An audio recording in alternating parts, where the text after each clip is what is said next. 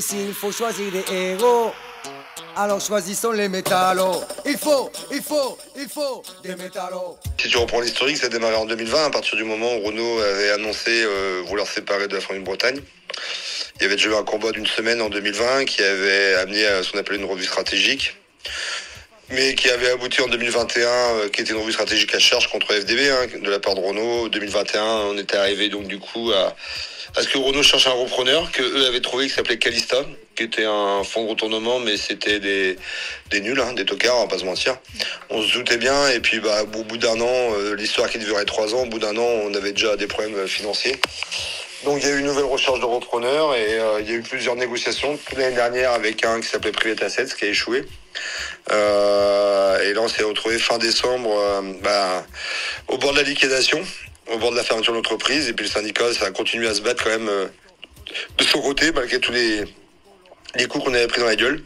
Et du coup, c'est ça qui a fait que le gouvernement a été forcé et contraint de trouver un repreneur pour Formule Bretagne. Et c'est Europlasma qui sont allés chercher. Est-ce que tu peux me dire quelle est la position du syndicat sur l'offre de reprise validée par le tribunal de commerce vendredi?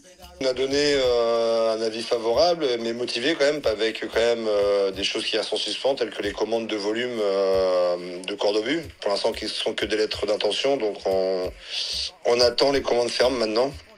Quelles garanties sociales ont été obtenues pour les salariés dans le cadre de cette reprise? Sur sa première offre, en fait, il reprenait 240 postes sur 285. Après, sur la deuxième, il est monté à 266, tout en négociant, il n'y a aucun départ contraint. Donc, c'est-à-dire que des volontaires et évidemment des gens au plus près de l'âge de la retraite. Comment est-ce que votre syndicat perçoit l'orientation vers la production du Cordobu? La fabrication de Cordobu, ça va être pendant un laps de temps, et on veut absolument rester concentré sur ce que pourra sauver la Bretagne, c'est-à-dire la diversification.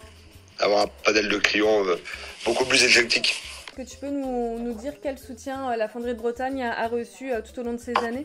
Celui de la Fédé de la métallurgie principalement, c'est ça, et celui de la Confédé aussi. Ouais. Est-ce qu'il y a des priorités syndicales à venir dans les prochains mois, les emplois, salaires, la santé au travail? C'est le même combat au quotidien que nous on mène tous les jours ici, donc nous on changera rien, on va se battre toujours pour les conditions de travail, pour avoir des perspectives d'embauche à venir, et puis évidemment pour les salaires, ouais, c'est clair aussi. Stéphane, est-ce que tu souhaites ajouter quelque chose?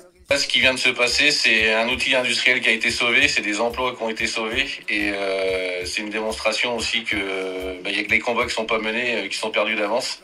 Donc les camarades de la fonderie ont fait la démonstration que quand on se bat et quand on lutte, la victoire elle est possible. Et c'est un message pour tous les salariés et tous les camarades des syndicats de la CGT qui sont en lutte pour les emplois à l'heure actuelle, qui doit être un point d'appui pour eux.